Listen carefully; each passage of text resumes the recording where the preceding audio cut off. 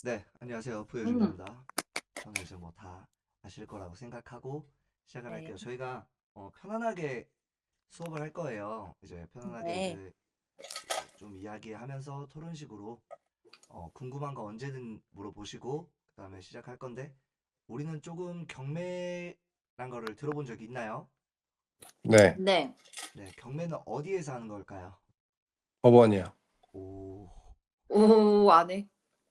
똑똑하신데요? 법원. 그러면은 경매가 왜 열릴까요? 첫 번째부터. 어, 어, 경매는 이제 법원에서 한다. 두 번째, 음, 네. 경매는 왜 열릴 것인가? 왜 열릴까? 네, 경매란 것은 이제 간단하게 쉽게 이야기를 하면은 내가 누군가한테 돈을 빌려줬는데 그 사람이 내 돈을 갚지 않았다라고 음, 하면 소송을 통해서나 아니면 우리가 계약한 무언가의 사인으로 인해서 효력이 발생해 경매는 열리게 돼요. 그러니까 돈을 음, 갚지 않는 사람이 있었다. 음, 그래서 돈을 갚지 않는 사람에게 나는 그 사람에 대한 무언가들을 이제 법원에 가서 우리 이렇게 손해봤다. 우리 이렇게 피해봤어요. 이렇게 하면은 그 다음에 경매가 열리게 되는 겁니다. 음, 아시겠죠? 네, 네. 그래서 우리가 이제 배우게 되는 거는 경매에서 기본의 경매 개념, 그 다음에 용어, 그 다음에 이제 우리가 경매 용어까지 다 정리가 됐으면 우리가 이제 경매 입찰을 하기 위해서 배워야 하는 또 용어들. 이제 우리가 경매의 물건이 괜찮다, 아니면 부동산의 물건이 괜찮다 하는 것들이 있으면은 이런 것들을 배우는 거예요. 네. 우리가 그리고 경매를 하는 이유 중에 저는 정리를 해드리면 가장 크게 저에게 와닿았던 거는 경매란 거는 부동산을 사기 위한 가장 싸게 살 수 있는 그냥 플랫폼이라고 생각을 하시면 돼요. 그냥 싸게 사는 기술들을 익힌다라고 보시면 돼요. 그 다음에 음, 두 번째 좋은 거는 이제 경매로 우리가 하게 되면 우리는 부동산을 온전히 100%다 현금을 주고 들어가지는 않아요. 웬만하신 분들이. 음. 그래서 우리는 어떤 걸 이용할까요? 현금을 다 주고 안 들어가면 우리에게는. 대출? 대출이요. 그렇죠. 맞아요. 두 번째, 대출이 있는데 이제 일반적으로 통상적으로 대출을 우리가 부동산을 산다라고 하면은 일반 부동산으로 우리가 공인중개사 가서 뭐 거래를 한다라거나 하면은 뭐 50%에서 70% 정도 이렇게 돼요. 기본적으로. 근데 이제 경매를 이용하게 되면은 이제 많게는 90%까지 어, 대출을 이용할 수 있다. 그러면 이제 우리가 딱 어, 정리를 한번 해봅시다. 만약 1억이라는 1억이라는 집을 우리가 사요. 음, 그러면 우리가 일반적인 경매가 아닌 일반적인 거래를 통해서 사면 50%에서 70%면 우리가 대출을 50% 받는다라고 하면 얼마가 들어갈까요? 5천, 5천. 5천이죠. 그러면은 이제 우리가 경매를 통해서 80%를 받는다라고 하면은 얼마가 될까요? 2천. 음, 2천. 50%에서는 5천. 우리 돈 들어가는 게 2천이라는 말인 거죠. 네. 네, 네네네. 맞아요. 이렇게 기본적으로 정리를 하고 경매란 거는 조금 이렇게 이득이 된다라는 게 있어요. 대출이라고 하면 우리가 레버리지라고 하는데 레버리지를 조금 이용하기에 좋다. 음, 음, 음. 용이하다라는 거. 그 다음에 이제 경매 절차라는 거. 이제 우리는 경매를 하게 되면은 경매가 어떻게 열리는지 아까 기본적으로 이야기한 거 돈을 빌려줬는데 돈을 갚지 않는다. 라면 네. 이제 경매에 이제 열리는 막 과정도 있겠죠. 뭐 법원에 가서 음, 신청하고 그다음에 법원에서 신청이 받아들여지면은 또 어떤 사람이 가고 어떤 사람이 가서 이제 경매가 열리면은 이 열리는 기간 동안에 또 누군가는 이제 시작하게 되면 입찰을 들어오고 입찰을 하게 되면은 그다음에 막 과정들이 여러 가지가 있어요. 음, 그러면 이제 이런 것들도 배워보는 시간이 두 번째 시간. 음. 그다음에 세 번째가 우리가 이제 경매 기술 배운다고 했죠. 네. 경매는 배우는 기술이 한 가지는 이론적, 이론으로 이제 배우는 게 있고 한 가지는 음, 진짜 부동산을 배우는 거 네. 이거예요. 근데 이제 우리가 일반적인 물건을 살 때는 우리가 이론적으로 공부를 잘 안 해요. 그냥 부동산 가서 이 물건이 좋다라고 하면은 부동산 사장님이랑 가서 이제 이렇게 막 사인하고 그냥 건물을 산단 말이에요. 근데 이제 경매란 거는 이제 우리가 일반적으로 등기부등본 있죠. 네. 혹시 등기부등본 들어보셨나요? 네. 네. 네. 그러면은 등기부등본이라는 거를 보고 우리가 분석을 하는 거예요. 근데 이거 절대 어렵지 않아요. 그러니까 막 내가 공부를 석박사까지 안 했는데 이런 거 할 수 있나? 이런 거 초등학생들도 배우면은 충분히 할 수 있을 정도니까 그냥 우리가 알아두면은 금방 끝낼 수 있다. 그래서 제가 30초 만에 끝낸다라고 이렇게 적어놨었고 4강 이제 우리가 주택, 상가, 임대차 보호법 이런 거 배워요. 네. 그 다음에 이제 우리가 이렇게 앞서 우리가 다 배웠다 라고 하면 입찰하러 가야 될 거 아니에요. 이제 경매로 하게 되면 부동산 가면 우리가 사인만 하면 돼. 물건 사는 거 우리가 하는 거 이런 것들 사인만 하면 되는데 이제 우리가 부동산 경매로 우리가 취득을 하려고 하면 우리 경매 어디에서 열린다고 했어요? 법원. 법원이죠. 그러면 이제 우리가 법원을 가서 그냥 그 물건 내가 살래요. 이렇게 하는 게 아니라 우리가 어떻게 하냐면 이제 입찰표라는 게 있어요. 그러면 이 입찰 작성표를 작성을 해서 봉투함에 넣고 그 다음에 법원에서 이제 막 사람들을 불러요. 이 번호에 입찰하신 분들 나오세요 라고 하면은 거기에서 이제 가장 높게 쓴 사람이 낙찰이 된다 어. 라고 보면 돼요. 어. 아시겠죠? 네, 그 다음에 이 낙찰 받으면은 끝이냐 라고 생각할 수도 있는데 낙찰 받고 나서 또 다른 세계가 이제 열려요. 바로 일반 부동산은 그래 우리가 사면 언제 나가고 이제 이 물건이 우리 물건이 돼요 라고 하는 게 있는데 이제 우리는 낙찰하면은 대출도 받아야 되고 혹시나 안에 사람이 있으면 이 사람도 내보내야 되고 하는 게 있어요. 알겠죠? 이 두 가지가 음. 조금 우리는 경매를 할 때 조금 더 겪어야 되는 과정이다. 어. 대신 우리가 더 싸게 살 수 있다.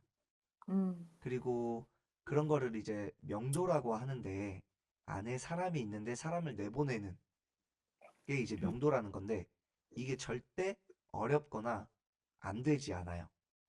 그러니까 이제 막 이런 것 때문에 나는 안에 있는 사람 못 내보내겠어 라는 게 이제 많이 걱정이셔서 못 하시는 분들이 있는데 이런 거 좀 걱정 안 해도 된다. 모르면 걱정이 안 돼요.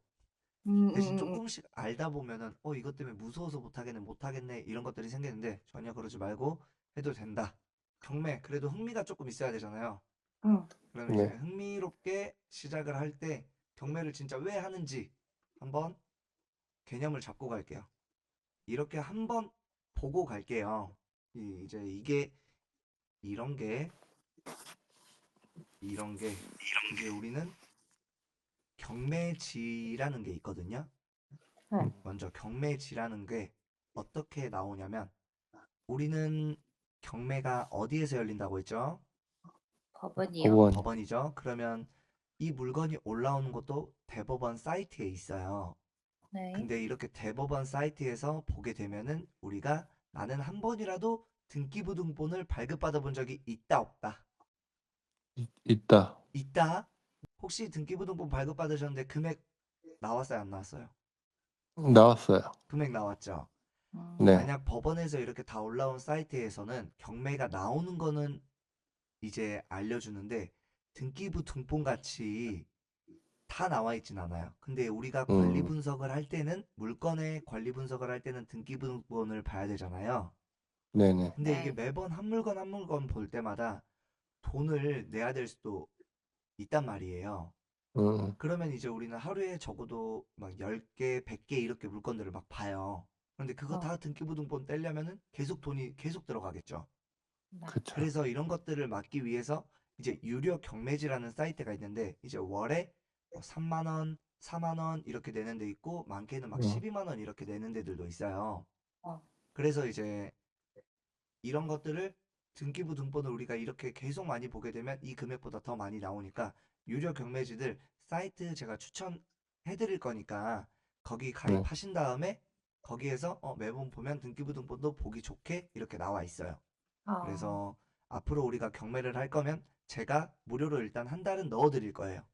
어, 그래서 한 달 동안 경매진 이렇게 사용하는 거구나 하고 그다음에 보신 다음에 익숙해지고 이렇게 한 달 뒤에도 내가 좀 확신이 더 생긴다라고 하면 그때 이제 월별로 결제를 하셔가지고 보는 게 좋다. 정리가 훨씬 더 깔끔하게 되어 있어요. 대법원 사이트는 일일이 내가 하나하나 다 검색을 해야 되는데 유료 경매지 같은 사이트에서는 이제 다 정리가 좋게 되어 있다라는 거. 이제 우리가 네. 음악 들을 때 일일이 하나하나 이렇게 찾는 뭐 유튜브가 있고 멜론이 있고 막 이런 것들 있잖아요. 그래서 그런 네. 것들처럼 좀 찾기 좋게 되어 있는 사이트가 경매지도 여러 사이트가 있으니까 그중에 하나 추천드리겠습니다. 여기에서 이거를 가장 많이 볼 거예요. 이게 가장 중요한 우리 이게 돈이죠. 우리가 경매를 하는 이유는 혹시 형 경매 배우고 싶은 이유가 어떤 것 때문에 배우고 싶었어요? 저 관심이 많아요, 부동산에. 부동산에 관심이 많다. 부동산에 왜 관심이 많아요? 일단 싸게 살 수 있고 네. 제가 뭐 부가적으로 수익을 얻을 수 있다? 네. 그러면 제가 약간 통상적으로 부동산을 배우고 싶어 하시는 분들이나 저희 회원님들이나 이렇게 이야기를 들으면 99%가 어떤 거냐? 나는 돈을 벌고 싶다. 음, 라는 게 진짜 99%. 그리고 1%가 나는 돈을 모아서 그 다음에 돈을 벌고 싶다. 음, 라는 거. 그래서 진짜 100명 중에 99명이 나는 이제 경매로 싸게 사서 돈을 벌고 싶다. 라는 이게 가장 많았었어요. 근데 형도 좀 이런 취지는 맞죠, 이제 결국에는. 네네네. 네. 그러면은 한번 돈을 어떻게 버는지 하나 예시를 보여드릴게요. 이게 우리는 경매 가격인데 네. 이게 감정가라는 게 있으면은 이게 감정가가 1차의 시작이 돼요. 이게 얼마예요? 앞으로 이런 글자, 이런 숫자 많이 볼 거예요. 놀라지 말아요. 3만 6천? 네, 3억 6천이에요. 그게 떨어졌다라는 말이 유찰이에요. 떨어졌다. 네, 떨어졌다. 이제 이 경매 얼만큼 떨어졌어? 막 이런 거 이야기하죠. 그래도. 그러면 떨어졌다. 그러면 한 번 떨어지면 2차 떨어졌다라고 하고 유찰이 되었다라고 이야기를 우리는 표현을 합니다. 경매를. 음, 그러면 쭉쭉쭉쭉쭉 내려가서 몇 차까지 떨어졌어요? 6차. 네, 6차까지. 6차까지 떨어졌는데 이게 가격이 얼마? 1억. 네, 1억 329만 21만 9천 원까지 떨어졌단 말이에요. 음, 여기까지 이해되셨죠? 네. 네네. 그러면은 이제 우리는 1차 때 이런 걸 생각을 해야 돼요. 왜 떨어진다라고 하면은 일단 사람이 아무도 안 들어왔으니까 떨어진 거예요. 아무도 이날 그걸 안 해서. 네, 아무도 아, 입찰을 하지 않아서 아, 떨어졌다. 아, 오케이. 이해하셨죠? 네. 네. 네, 그러면 우리가 이제 1억 321만 9천 원이라는 게 있어요. 그러면 여기에서 그러면 이제 낙찰이 되는 거를 한번 확인을 할게요. 혹시 여기 보이시나요? 네. 네. 네. 그러면 여기에서 이제 1등이 나오면은 여기에서 낙찰 금액이 이렇게 나오죠.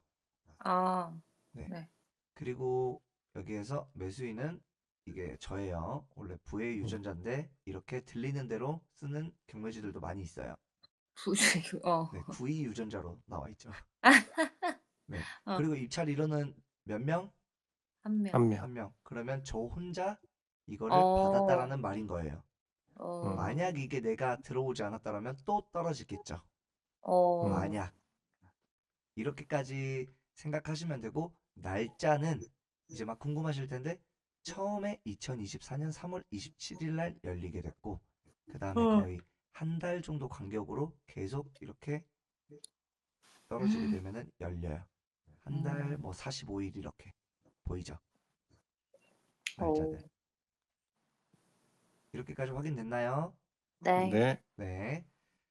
그리고 떨어지는 가격은 수도권은 20%씩 떨어지고 그 다음에 수도권 외 지역은 30%, 20% 이렇게 거의 떨어진다라고 보시면 돼요. 한 번 떨어질 음, 때마다. 이거는 정해져 있어요. 네. 그러면 이제 이 물건을 이제 내가 거의 1억 400의 낙찰을 받았다라고 할 건데 1억 400으로 하면 이제 그 계산하기가 힘들 수도 있는데 이제 앞으로 우리는 계산을 해야 되니까 우리는 네. 조금 계산기를 켜놓고 한번 봅시다. 알겠죠? 네. 네. 이 물건은 이제 상가예요. 상가인데 우리가 상가를 취득할 때는 무슨 세금을 낼까요? 취득세. 그렇죠. 취득세를 내요. 세. 오, 근데 그 형님께서는 네. 그 부동산을 일단 어느 정도 조금 인지하고 계세요, 지금. 부동산에 관심이 진짜 많으신 것 같아요. 최근에 집을 사서. 아, 집을 샀어요?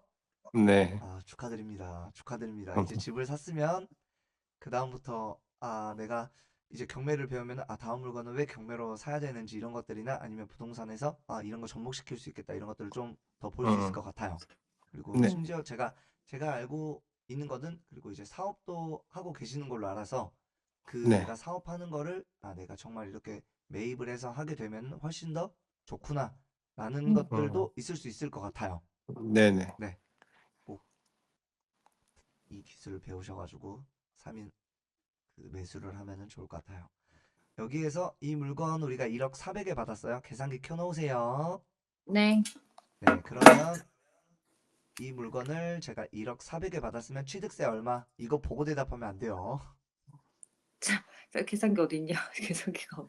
대답했는데 계산기를 안 켜놨다. 됐다. 네,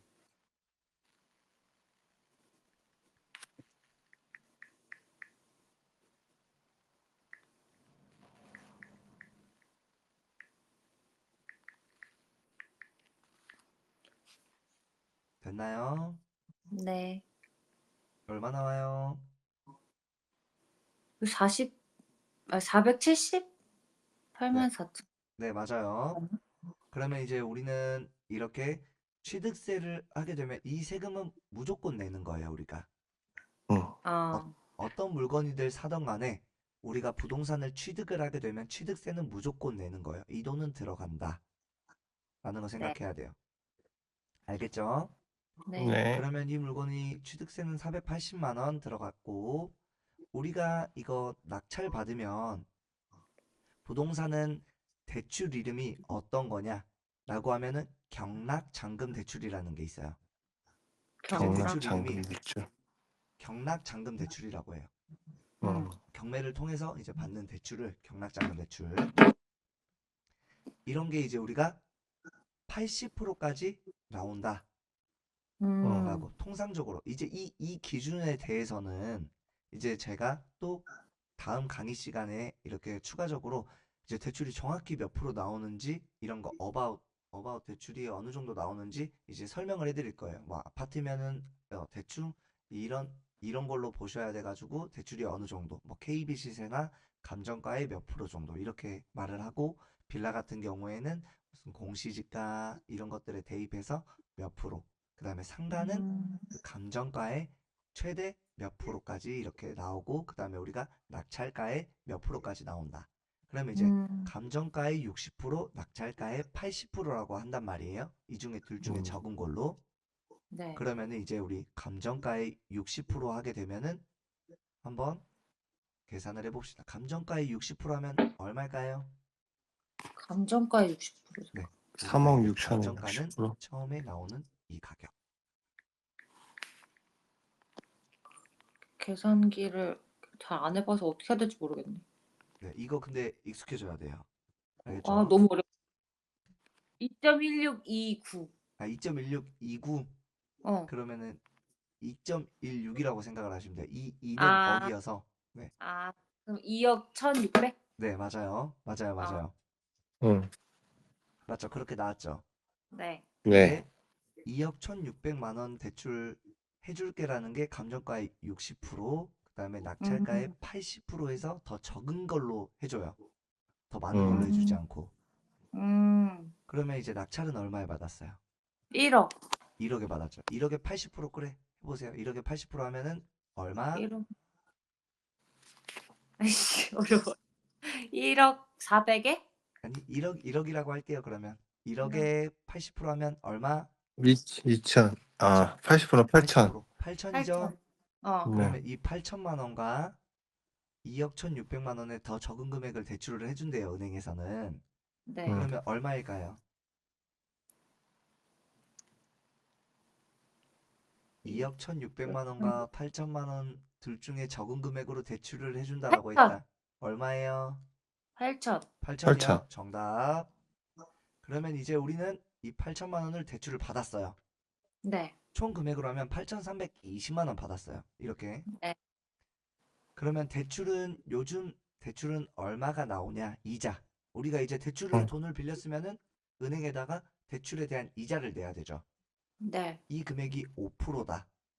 네. 라고 하면 우리가 8천만 원에 5%를 이자 내야 된다라고 하면은 얼마인지 계산할 수 있어요, 없어요?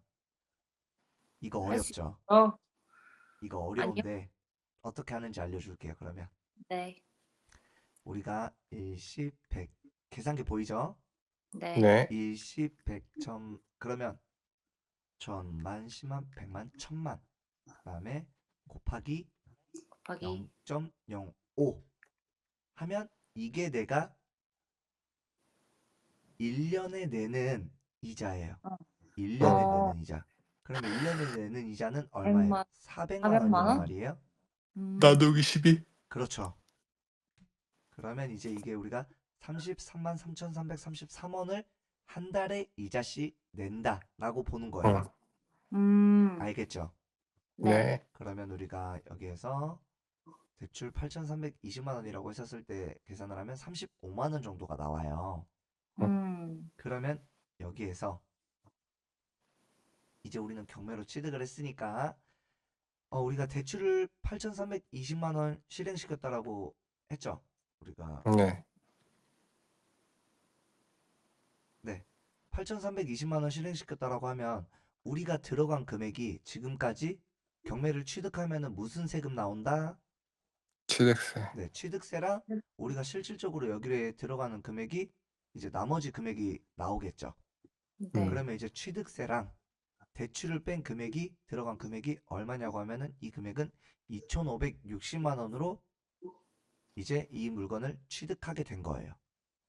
우리가 1억 300만 원을 쓰더라도 1억 300만 원이 다 있어야 되냐? 라고 막 물어볼 수도 있단 말이에요. 그런데 절대 그렇지 않다. 네. 우리가 이 물건을 살 때 2,560만 원 있으면은 이제 음. 우리는 이 물건을 취득할 수 있는 물건이다. 네. 여기에서 기타로 들어가는 게 그러면 기타 딱 여기서 하나 더 들어가는 거 금액 있어. 그런 게 어떤 뭐, 거냐? 라고 하면은 이제 최근에 집을 사셨으면은 취득세 말고 내가 공인중개사 가서 집을 샀다라고 하면은 공인중개사 가면 우리 공인중개사 사장님한테 집 좋은 거 보여줬으니까 돈 줘요, 안 줘요? 줘요. 사게 되면 이런 거를 이제 중개비라고 하죠. 네. 네, 이런 걸 중개비라는 거를 드리는데 법원에서도 똑같이 이런 거를 물건을 봤으니까 법원에다 주는 게 아니라 이제 이 물건에 대해서 이제 우리가 취득세 내려고 하면 우리가 직접 막 가서 서류 작성하고 이런 것들이 아니라 이런 것들을 대신해 주는 사람이 있어요.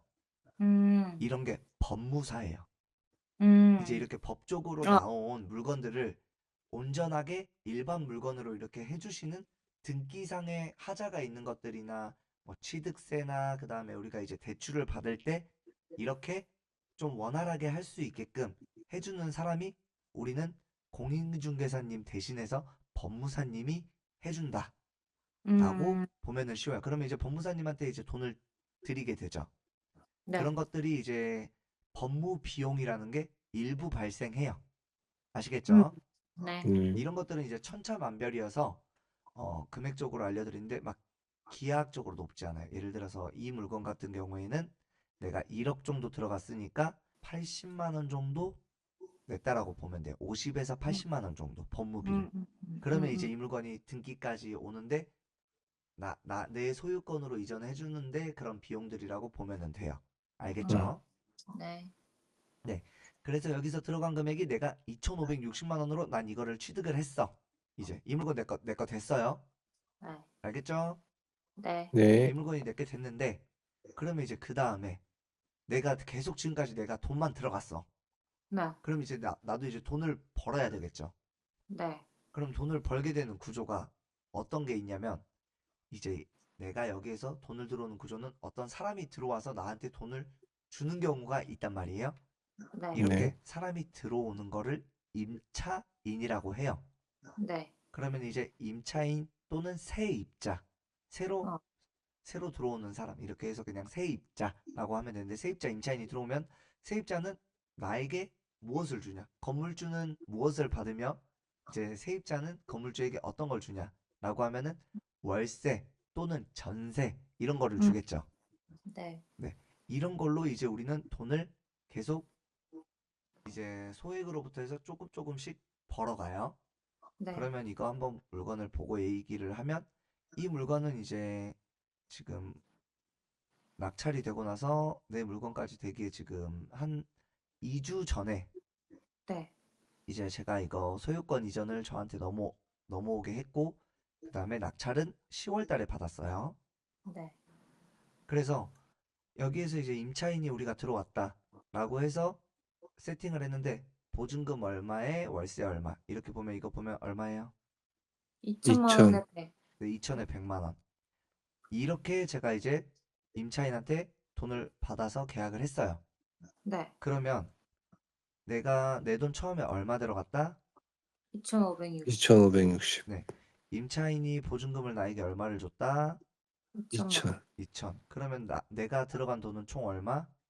560. 560. 그 다음에 내가 임차인한테 받는 돈은 얼마? 100만 원. 100만 원. 월세 100만 원. 그러면 대출 이자는 제가 얼마 내야 한 달에? 35만 35. 원. 그럼 여기에서 나는 대출 이자를 제외하고 나머지 금액은 얼마를 받냐? 65만 원. 65만 원. 그러면 내가 이 물건이 이제 하나 세팅이 됐죠? 이 물건 하나가. 네. 그러면 총 내가 여기에서 들어간 금액은 560만 원이고 560. 그 다음에 내가 매달 들어오는 나에게 수익은 얼마? 65만 원. 65만 원. 이렇게 이제 부동산은 투자를 하는 거예요. 대략적으로. 조금 흐름은 잡히시나요? 네네. 네. 이런 물건이 이제 10개, 그리고 20개 이렇게 되면은 조금씩 이제 조금 경제적인 좀 자유를 좀 가질 수 있는 게 커지게 돼요. 네. 아시겠죠? 네. 만약 네. 이게 예를 들어서 대출이 50%라고 하게 되면은 어. 우리의 돈들이 이 물건으로 묶이는 게 좀 커요. 그러겠죠? 네. 이해하셨죠? 네네. 그래서 이제 우리가 최대로 레버리지를 이용을 하는 게 가장 좋아요. 대신에 내가 감당할 수 있는 만큼, 내가 이렇게 이자를 감당할 수 있는 만큼. 아시겠죠? 네. 네.